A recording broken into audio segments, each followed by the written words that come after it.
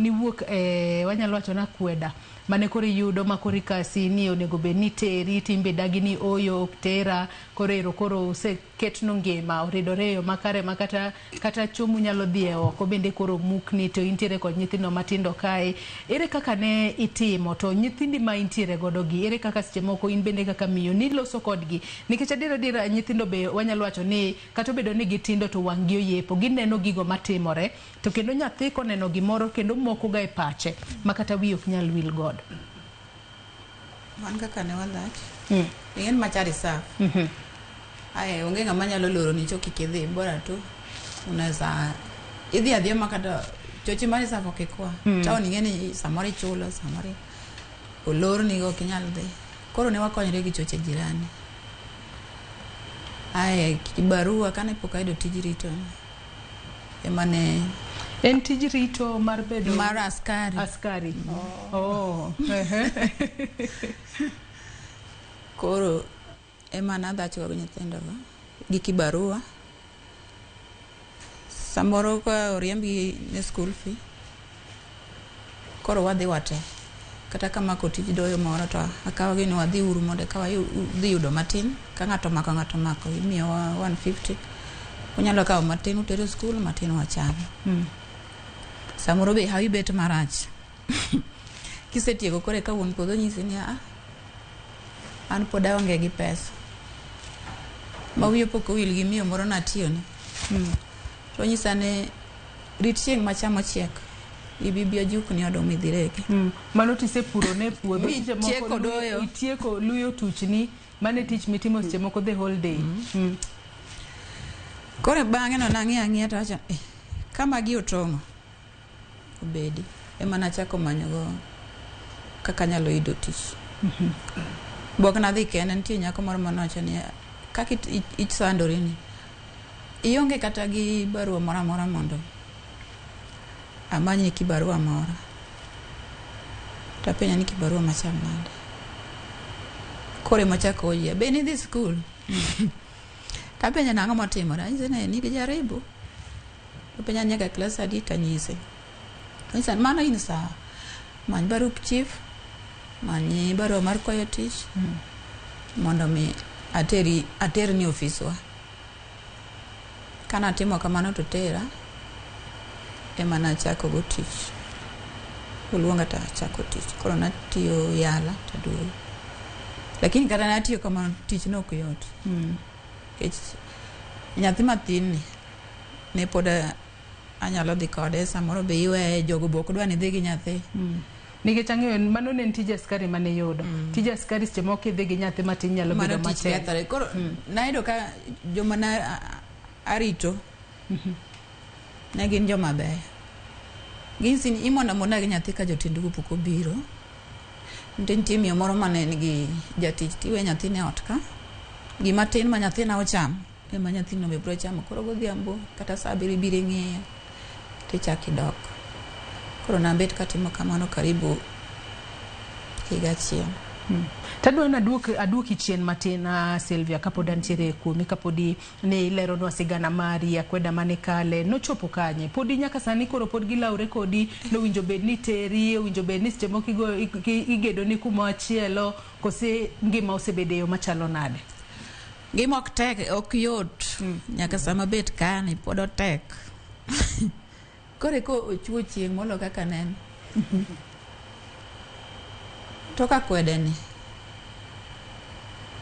kana sedagi weche anyuola gi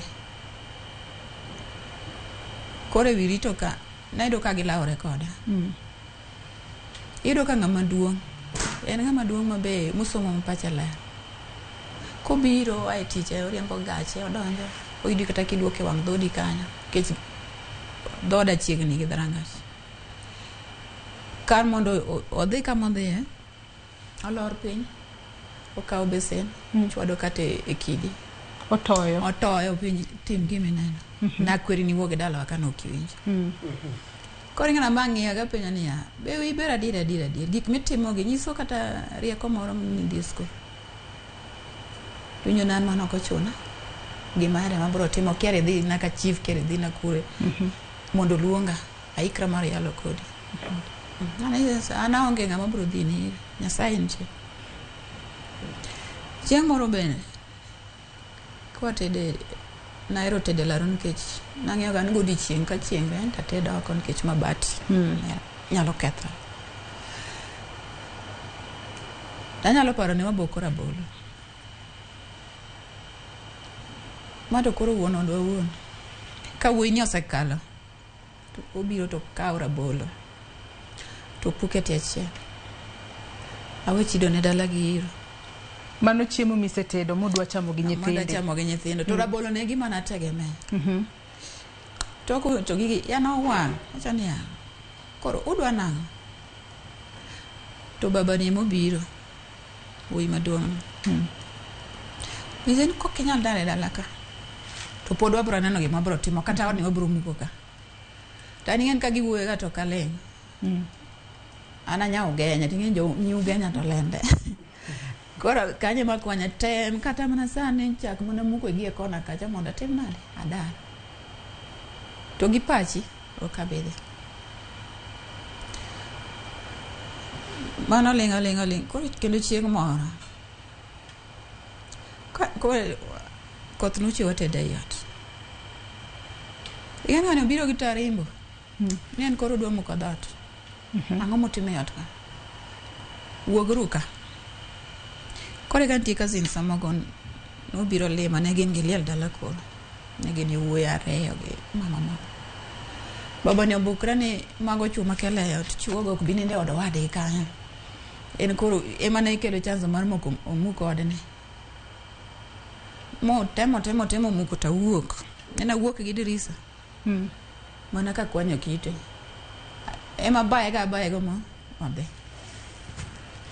Ting'en sama baye ne to min gi ochung kode. Min gi koneno kamano min gi osebiro. To kawo kede. Mama narodha.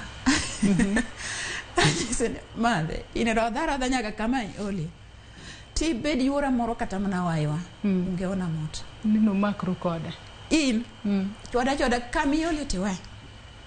Wajna kama odong' mondo alokni. Kuti okibeda ke dala naga. To ne en sigu mane gimako kodi. Ne gidwaro ni wuogi kato teri. To in koro ni dagi wuok ti dagi mar mondo mi kik teri. Ok tera to ka wuogi.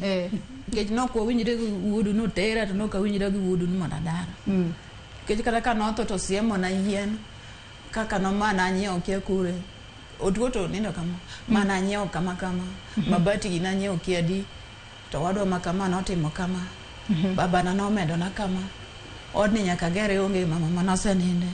Donka na kendi ni udo kama gina ni. Atweyo mattress. To mattress na kana ni dhako manu kwangu doja odni. Ema no ninde. To ini dhako manu kwangu ninde mattress.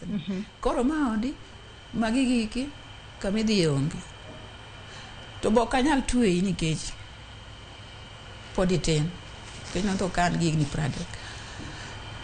Kena no katekni. Nyithinda gi mwana otka. Tini dhe adhe. To mano bende makela e penjo machielo Sylvia. Ero ni kale sanda. Kitedo ipuko chiembi.